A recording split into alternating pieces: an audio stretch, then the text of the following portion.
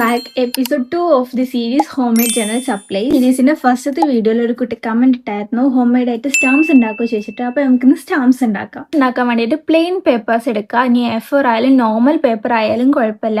അതിന് നമ്മൾ സ്റ്റാമ്പ് എത്ര വിഡ്ത്ത് വേണോ അത്ര വിഡ്ത്തിൽ നമ്മൾ എന്ത് ചെയ്യുക, സ്കെയിൽ വെച്ചിട്ട് ലൈൻ ചെയ്ത് മാർക്ക് ചെയ്ത് കൊടുക്കുക. ആൻഡ് മാർക്ക് ചെയ്തതിന് ശേഷം ലോങ് സ്ട്രിപ്സ് ആയിട്ട് അത് കട്ട് ചെയ്തെടുക്കാം. നമ്മൾ ചെയ്യേണ്ടത്, നമ്മൾ സ്റ്റാമ്പ് എത്ര ലെങ്ത് വേണം ആ ലെങ്ത്തിനനുസരിച്ച് നമ്മൾ ജസ്റ്റ് മടക്കി കൊടുക്കുക, അല്ലെങ്കിൽ അവിടെ ലൈൻസ് ഇട്ട് കൊടുത്താലും. നെക്സ്റ്റ് പാർട്ട് കളറിംഗ് പാർട്ടാണ്. നിങ്ങൾക്ക് അതിൽ ഏത് കളറാണ് ഉള്ളത് അത് വെച്ച് ചെയ്യാം. ഞാൻ അവിടെ വാട്ടർ കളർ യൂസ് ചെയ്തിട്ടാണ് ചെയ്തിട്ടുള്ളത്.